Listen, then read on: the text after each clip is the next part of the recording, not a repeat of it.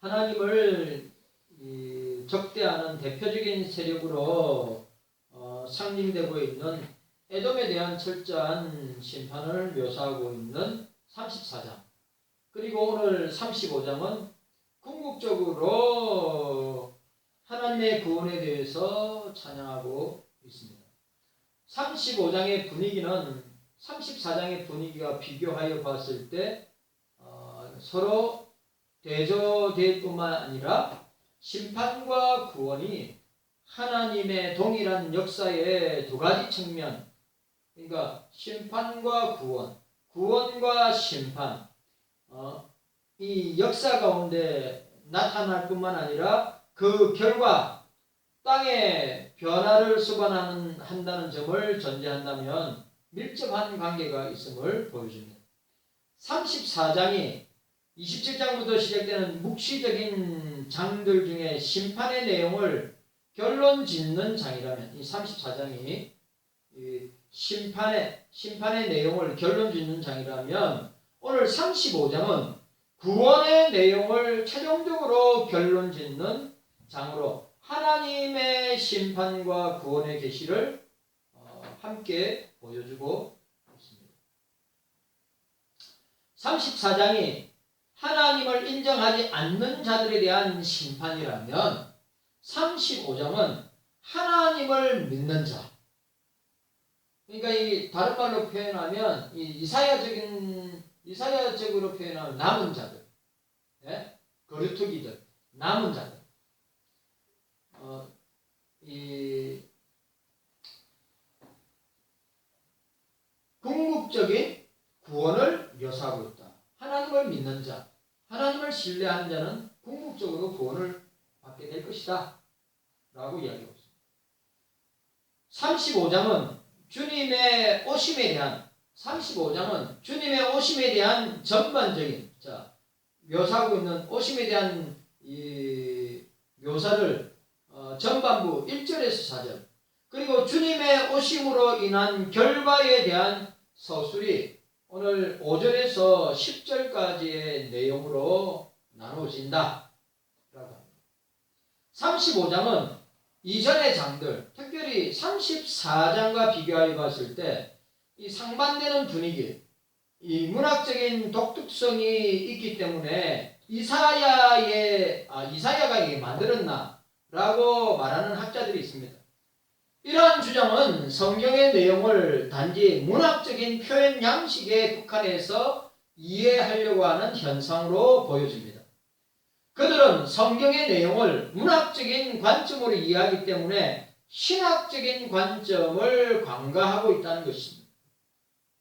성경의 문학적인 양식은 하나님의 계시를 담기 위한 방편에 불과한 것이지 성경의 내용을 판단하거나 비평하는 근거로 사용될 수가 없다는 것입니다. 이게 지금 우리 이 고신총에서 일어나는 중요한 이슈 중에 하나입니다. 뭐냐? 인문학. 여러분, 인문학을 공부하고 인문학의 책을 읽는 것 좋은 일입니다. 그런데 이것이 성경을 판단하고 해석하는 근거로 사용되어진다면 굉장히 문제가 많게 되는 겁니다. 지금 우리 고신총에서 일어나는 거, 뭐 관상기도나 관상키트나 아니면 하나님 음성기나 아니면 전적인 타자나 실존 신학이나 자유주의 신학이나 정통주의 신학, 이런 것도, 이런 등등의 일련의 사건의 핵심이 뭐냐? 인문학이에요. 인문학으로 어떻게, 인문학을 가지고 어떻게 성경 계시를 성경 계시에 있는 내용들을 갖다가 비평하고 판단하고 근거로 사용할 수 있느냐? 없다 이 말이에요. 성경의 기자들은 하나님의 계시에 대한 신앙적 이해를 근거하여 다양한 문학적인 양식을 사용하면서 현재의 상황을 진단하거나 미래에 대한 예언을 할 수 있다고 하는 사실입니다. 목사를 보세요. 굉장히 중요한 말입니다. 여러분, 우리는 뭐래요? 신학적이나 신앙적인 이해를 근거로 다양한 문학적 양식들을 사용하면서 우리 현재 지금 21세기를 살아가는 저와 여러분들의 현재 상황을 진단하고 미래에 대한 내용들을 설명할 수 있는 겁니다. 단지 인문학이라는 도구를 통하여서 그걸 갖다가 신학과 신앙을 배제하고 성경을 해석하고 풀이해서 이야기해 준다. 그럼 이런 지금 고심총에서 일어나는 이런 현상들이 일어나는 거예요. 간상 기도를 해야 된다. 관상 기도를 해야 된다. 인문학을 하지 아니하면 성도들이 설교를 이해하거나 하나님을 알 수 없다. 말도 안 되는 그런 논리가 펴진단 말이죠. 그런데 그런 논리를 갖다가 고신대학원 교수들이나 이 신학자들이 또 목사들이 그렇게 이야기해요. 내가 묻고 싶은 거는 그 사람들이 인문학에 대해서 제대로 알고 그런 말을 하는 건지, 제가 볼 때는 인문학에 대해서 인문학 책 뭐 한두 권 읽고 그걸 말한다? 인문학이라는 이 책들이 얼마나 방대하고 수천 년 동안에 쓰여진 그 책들이 얼마나 넓고 방대한데, 그런데 그것이 신학을 대신하고 우리의 신앙을 대신할 수 있느냐? 아니래. 제가 말씀드린 대로 성경의 문학적 양식은 하나님 계시를 담기한 방편에 불과한 것이지 성경의 내용을 비판하거나 판단하거나 비평하는 근거로 문학적인 것을 사용할 수 없다 이 말이죠. 방편에 불과하다. 방편. 툴이라 이 말이죠. 그러니까 우리 신앙과 삶에 일어나는 이런 현상들, 뭐 우한 코로나나 또 이런 잘못된 신학과 사상들, 뭐 인문학을 통하여서 하나님을 알아야 되고, 인문학을 통하여서 인간을 알아야 되고, 인문학을 통하여서 성경을 알아야 되고, 이 말도 안 되는 이런 일들이 그것도 다른 데서 아니고 고심에서 이런 일들이 일어난다는 자체가 얼마나 문제가 되냐. 사상적으로 기울여지고 사상적으로 편향되고 치우쳐져 있다 이 말이에요. 우리는 성경을 통해서만이 하나님을 알고, 우리는 성경을 통해서만이 인간을 알고, 우리는 성경을 통해서만이 세상을 알고, 우리는 성경을 통해서만이 우리의 미래를 알게 되는 것인데, 이런 문학적인 요소가 있습니다. 이 문학적인 요소는 성경을 해석하고 또 신학적인 중요한 이슈와 문제들을 해석하고 비평하고 판단하고 하는 근거가 될 수 없는 거지. 이 문학적인 요소들은 얼마든지 설교하는데 사용할 수 있는 거죠. 그러나 그것이 중요한 성경의 사건들과 문제들이나 이슈들을 갖다가 판단하는 기준이나 근거가 절대 되지 못합니다. 아시겠습니까? 참 우리 고신총회에서 이런 일이 일어나고 있다는 것 자체가 참 말도 안 되는 일입니다.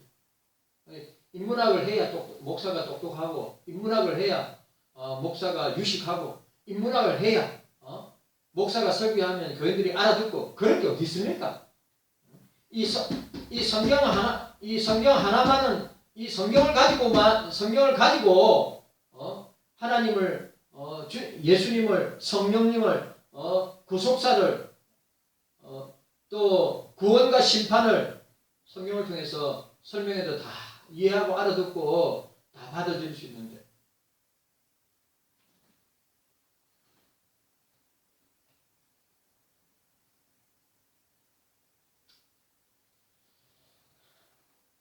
있을 수 없는 일. 그냥 뭐라고요? 하나님 계시를 담기 위한 방편에 불과한 거지. 이게 중요하고 핵심적이고 우리 신학과 신앙을 판단하는 근거가 될 수 없다는 거예요.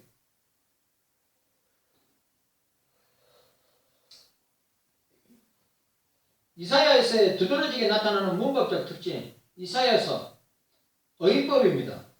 오늘 이사야는 이 1절에 보시기 바랍니다. 1절에 광야와 메마른 땅이 기뻐하며 사막의 백합화 같이 피어 즐거워하며 라는 말씀을 통하여 구원의 즐거움을 더욱 인상적으로 묘사하고 있는데, 오늘 우리 35장의 내용을 본론은 제가 나중에 하고, 오늘 이 서론 부분에서 우리 1절에서 4절에 있는 내용, 오늘 1절에서 4절에 있는 내용, 주의 백성들이 하나님을 찬양하는 하나님의 백성들의 찬양을 우리 1절에서 4절의 내용으로 우리가 간단하게 설명하고 함께 나누기를 원합니다. 에돔에 임하게 될 하나님의 심판의 불가피성을 묘사하고 있는 이 34장 16절 17절, 그리고 오늘 우리 35장 1절에 4절은 여호와의 구원으로 인한 찬양을 묘사하고 있는데, 앞단락에는 하나님을 인정하지 않는 자들의 대상으로 했기 때문에 심판으로 나타날 수밖에 없고, 34장에서는 반드시 하나님을 부인하니까 하나님을 믿지 아니하는 나라와 민족과 백성들이 당할 심판을 말씀하고 있고, 오늘 본 단락에서 오늘 35장 1절 4절은 하나님을 인정하고 아는 자들을 대상으로 하고 있기 때문에 구원의 장면을 서술하고 있습니다. 이러한 특징을 담고 있는 이 35장 1절의 4절은 전 우주적인 회복을 찬양하는 내용, 1절과 2절. 전 우주라는 말은 지구를 비롯하여 온 우주를 포함하고 있는 전 우주적인 회복을 찬양하는 내용, 그리고 찬양의 근본적 이유를 밝히고 있는 3절과 4절로 우리가 보면 되겠습니다. 우리 그래 1절에서 4절의 단락 중에 중요한 이 특징, 첫 번째, 임마누엘 메시아의 우주적인 회복, 임마누엘 메시아의 우주적인 회복을 보여주고 있다. 자, 1절과 2절. 자, 1절과 2절 함께 읽도록 하겠습니다. 우리 1절과 2절 함께 읽도록 하겠습니다. 자, 시작.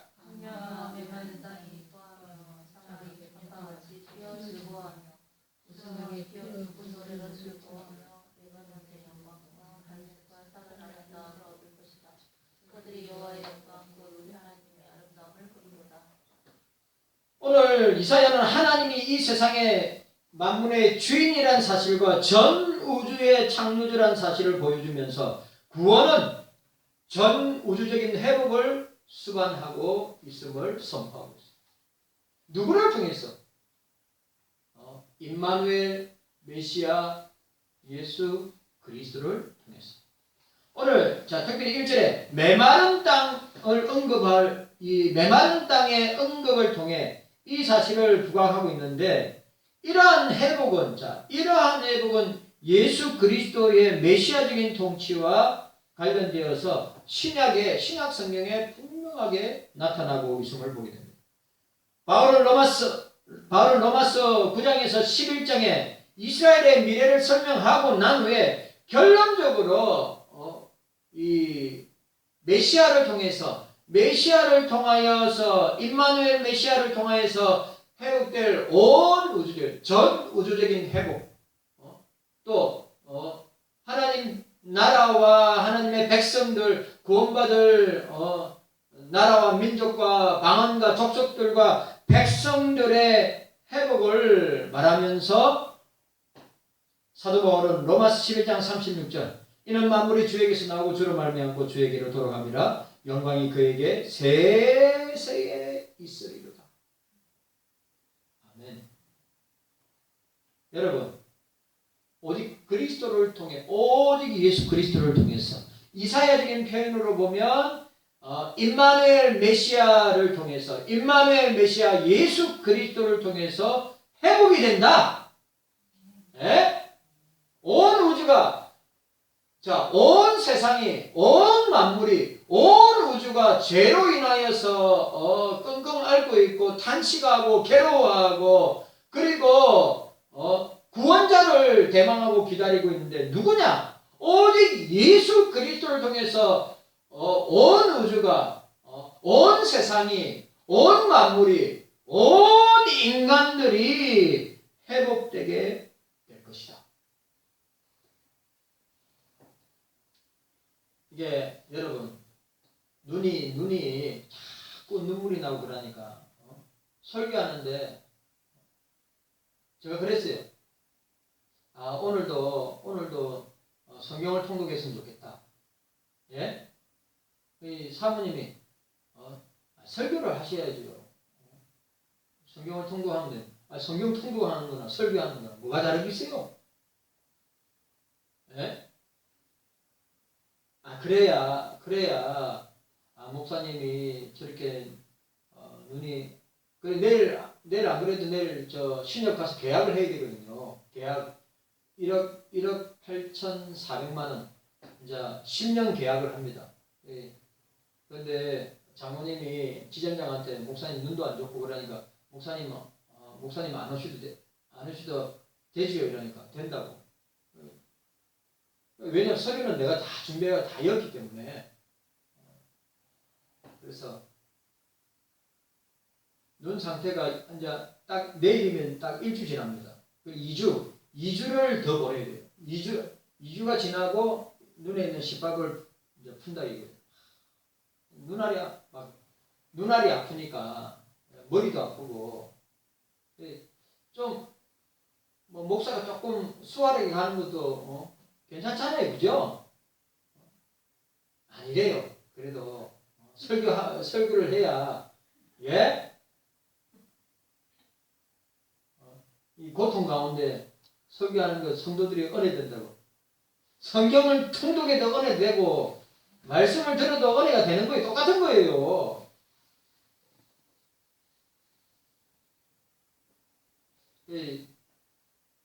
눈이 우리 몸의 90%가 눈입니다. 눈. 진짜 눈이 아프니까요. 막 머리도 띵하고요. 이제 뭐 음식 만들면 열기 올라온다 아닙니까? 막 눈알이 뽑아질 것 같고 막 눈에 열이 납니다. 이게 사람의 몸이 하나님이 주님이 얼마나 신비하게 만들었는지 몰라요. 눈이 아프니까요. 막 다 귀찮아요. 오해하지 마세요. 그렇다고 뭐 설교하는 거, 뭐 성경 통독하는 거 귀찮은 건 아니니까 몸이 좀 따라줘야 되는데 안다. 빨리 좀 실밥을 풀어가지고 빨리 하고 싶은데 눈 계속 지금도 여러분 보십시오. 눈이 부어 있고 눈이 벌겋게 충혈되어 있잖아요. 이게 수술해가지고 눈이 진짜 민감해요. 머리도 우리 사모님이 머리도 수도가에 머리 대고 있으면 눈에 물 들어가면 절대 안 된댔거든요. 안 돼가지고 수건으로 들어맞고 이렇게 앉아가지고 막 비누칠하고 머리 수건으로 닦아냈어요. 저 머리. 머리 이렇게 하기 전에 아마 머리 짜면 아마 기름이 한 마리 나올 거예요. 사람 머리기름요 한 마리 나올 거라고요. 그래서 오늘 수요일에 있으니까 머리를 씻은 거라고요. 물로 씻은 게 아니라 피누칠 이래 해가지고 막 그래 물로 닦아내가지고 눈에 들어가면 절대 들어가면 안 돼. 눈 꽉 들어막고 있고 쇼를 했습니다. 하여튼 몸이 아프면요 다 만사가 귀찮고 힘든 건데 뭐 성경 통독하거나 설교하는 거 오해하지 마세요. 절대 귀찮은 거 아니니까 제가 해야 될 일이니까. 오늘 여러분 보세요. 우리의 몸의 회복도 온 우주와 온 세상과 온 만물 회복되기를 사도 바울이 로마서의 표현대로 온 우주와 온 만물과 온 세상과 온 사람들이 이 구속자를 기다리고 회복되기를 기다리면서 끙끙 앓고 있다. 만물이 앓고 있다고 했어요. 그런데 사도 바울이 그 결론적으로 이는 만물이 주에게서 나오고 주로 말미암고 주에게로 돌아갑니다. 영광이 그에게 세세히 있으리로다. 아멘. 로마서 11장 36절 얼마나 중요한 이게 하나님 절대 주권의 최고 최대의 표현이 오늘 이 본문 말 오늘 로마서 11장 36절이란 말이죠. 우리 세상의 역사, 이 대한민국의 역사, 우리 경세교회의 역사, 또 저와 여러분들의 개인의 역사는 그리스도로 말미암아 시작하고 그리스도로 말미암아 진행하고 그리스도로 말미암아 마치게 된다라고 하는 위대한 표현입니다. 이런 하나님 절대 주권 신앙이 확실하고 하나님 절대 주권 신앙이 분명해야 돼요. 네? 윤 목사가 늘 이야기하는 이런 주권 신앙이 흐리멍텅하거나 희미하면요 교회생활, 세상생활, 하나님 앞에 신앙생활을 제대로 못합니다. 너무 분명한 것입니다. 자, 두 번째로 보니까 두 번째는 임마누엘 메시아로 인한 구원의 조건입니다. 임마누엘 메시아의 우주적 회복, 온 우주, 온 세상, 온 만물, 온 인간의 회복을 1, 2절이 이야기했다면 임마누엘 메시아로 인한 구원의 조건 3절과 4절입니다. 자, 3절과 4절 읽도록 하겠습니다. 3절과 4절. 자, 3절과 4절 함께 읽습니다. 자, 시작.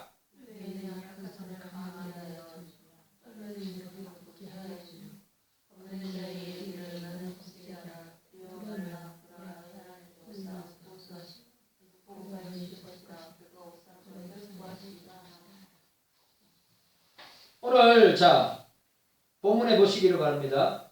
오늘 3절과 4절 하나님이 여호수아에게 종종 말씀하셨던 강하고 담대하라는 명령을 상기시켜주는 구절인데 너희는 약한 손을 강하게 하여 주며 두려워 말라고 이야기하고 있습니다. 영광스러운 변화의 전망과 더불어 현실에서 좌절하고 절망한 백성들에게 위로와 격려의 메시지를 주고 있는 내용입니다. 이사야의 상황이 그런 상황이란 말이죠. 네? 너희는 강하게 하라. 축 처진 손들을 원문입니다. 원문에 너희는 강하게 하라. 축 처진 손들을 그리고 너희는 흔들리는 무릎들을 굳게 하라. 밑으로 처진 손과 요동하는 무릎은 각각 연약함과 버티지 못하는 인간의 연약성을 상징한다고 볼 수 있습니다. 이들은 삶의 목적을 상실할 뿐만 아니라 더 이상 삶을 영위해 갈 만한 힘을 잃어버린 자들이라고 했어요. 이런 자들에게 새로운 삶과 삶의 소망과 의미 그리고 능력이 부여되는데 그것은 전적으로 하나님의 구원의 행위로 말미암는 것이다. 여러분, 자 오늘 이 도르트 신경 내가 정한이한테 도르트 신경 줬는데 그 읽고 있는 이 폭개념소 책자인데 이거 금방 읽을 수 있는 건데 확인하세요. 오수정 전사님 그 도르트 신경 그 읽었는지 아니 도르트 신경 다 읽었으면 엄마한테 줘. 엄마도 보게. 자 도르트 신경이 이거 칼빈주의 5대 교리 아닙니까? 인간의 전적인 타락. 여러분 인간이 전적으로 타락했으니까 하나님을 찾을 수 있어요 없어요? 여러분 인간이 전적으로 타락했기 때문에 하나님을 찾을 수 있어요 없어요? 하나님을 찾을 수 없죠. 하나님이 찾아오셔야 돼요. 하나님이 우리를 만나 주셔야 돼요. 우리는 하나님을 찾을 수도 없고 만날 수도 없고 하나님께 나아갈 수도 없는 거예요. 왜? 전적으로 타락했기 때문에 전적으로 무능하고 전적으로 부패했기 때문에 그래서 주님이 우리를 찾아오신 거예요. 예? 그래서 주님이 우리를 만나주시고 주님이 우리와 함께 하시는 거예요. 우리가 찾아갈 수 있고 우리가 만날 수 있고 우리가 주님을 부르질 수 있다? 없어요. 왜? 전적으로 타락하고 부패하고 무능한 존재가 인간이기 때문에. 그렇기 때문에 뭐요? 전적으로 하나님의 구원 행위로부터 말미암는다. 자, 뭐요? 약한 손을 강하게 하는 것도 주님이 하시고, 예, 흔들리는 무릎, 요동하는 무릎도 붙들어 주신 것도 주님이 하시고, 우리를 대적들과 원수들 앞에서 두려워하지 않게 하시는 것도 하나님이 주님이 하시는 것이다. 내가 하는 게 아니라고요. 내가 홍령을 앞세우는 열강들의 잔인한 위협에 직면하여 언약 백성들은 두려움과 낙심에 빠져 있습니다. 그런 상황이란 말이에요. 그러나 하나님은 격려의 메시지를 통하여서 하나님께서 열강들보다 더 강하시며 주님은 열강들보다 더 강하시며 열강들의 패역한 행위를 반드시 심판하실 것이다. 불균형, 불공평을 모조리 잡으십니다. 왜? 하나님 공의의 하나님, 정의의 하나님이시기 때문에. 오늘 우리 대한민국도 솔직히 말하면 우리 대한민국도 한쪽으로 기울어진 운동장 아닙니까? 편향되고 사상적으로 얼마나 문제가 많아요. 여러분, 건국 이래 1945년도 건국 이래 우리가 70년이 지났는데 이렇게 한국 교회와 예배를 탄압하고 핍박하고 공격한 정부가 있었습니까? 없었습니다. 아마 전에도 후에도 없을 겁니다. 하나님은 반드시 주님은 반드시 공의의 하나님이고 정의의 하나님이기 때문에 이 불평등과 불공정, 맨날 공정을 이야기하고 평등을 이야기하고 균형을 이야기하면서 어때요? 불균형하고 불평등하고 불공정하지 않습니까? 심판하실 거랍니다. 심판하신다. 여러분 확실하게 믿어야 됩니다. 깨닫는 은혜가 저와 여러분들에게 있기를 바랍니다. 자, 오늘 또 보시기 바랍니다. 너희 하나님의 오사. 자, 오늘 보시기 바랍니다. 4절에 너희 보라 너희 하나님의 오사 보수하시며 보고하여 주실 것이라 그가 오사 너희를 구하시리라고 이야기하고 있습니다. 하나님이 너무 멀리 계셔서 그에게 아무리 가까이 가고자 해도 닿지 못한다고 탄식하는 자들에게 들려지는 답이 이 말 속에 여호와의 오심이 하나님이 오실 것이다. 하나님이 오셔서 보수할 것이다. 하나님이 오셔서 보복할 것이다. 하나님이 오셔서 갚아주실 것이다.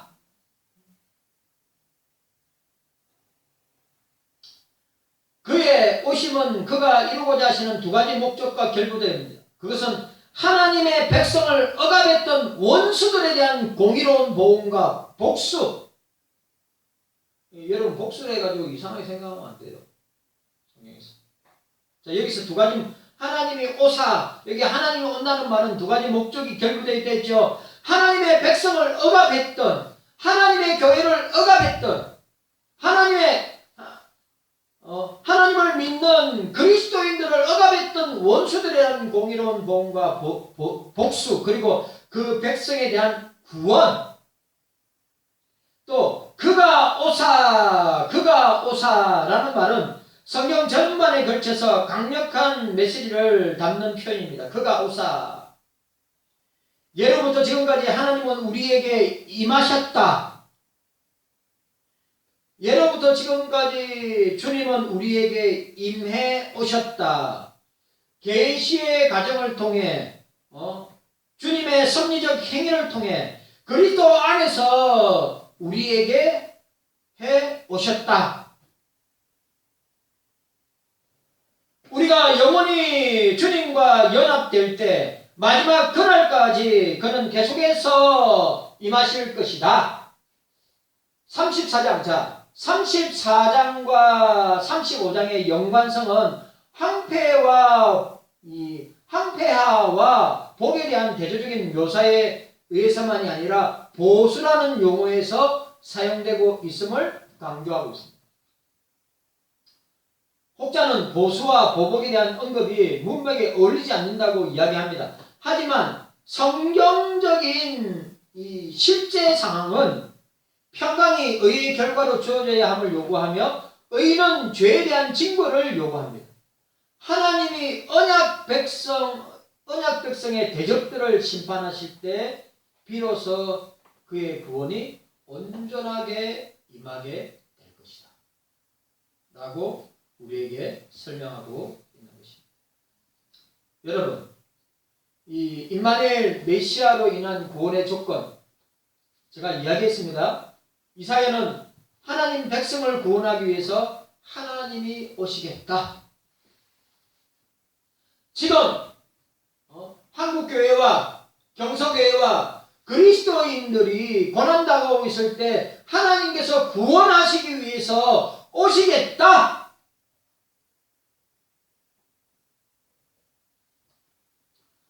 성경에서 하나님이 오신다는 행동적 표현을 할 때 역사적으로 보세요.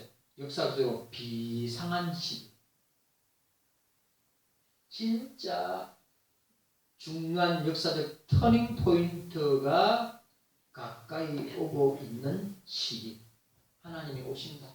주님이 오신다. 하나님의 구원이 이 세상 역사 속에서 매우 획기적인 날이 될 것임을 알려줍니다.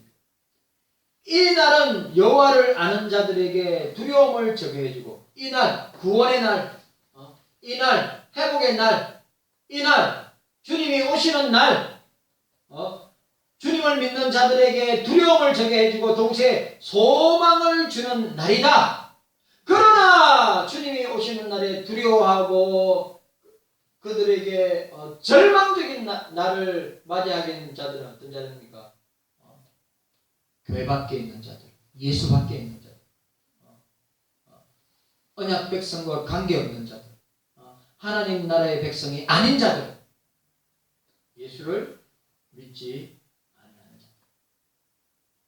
주님의 오심은 우리의 구원의 완성의 날이고, 주님의 오심은 두려움을 제거해 줄 뿐 아니라 우리에게는 소망의 날이지만, 반대로 주님을 믿지 않는 자들에게는 절망의 날이고 멸망의 날이고 심판의 날임을 우리에게 보여주고 있습니다. 이사야는 하나님과 그분의 백성의 관계를 좀 더 친밀하게, 친근하게 너희 하나님 사절에 너희 하나님이라고 표현하고 있습니다. 하나님은 당신과 정상적인 관계에 있는 모든 자들에게 격려와 복과 구원을 허락하신다.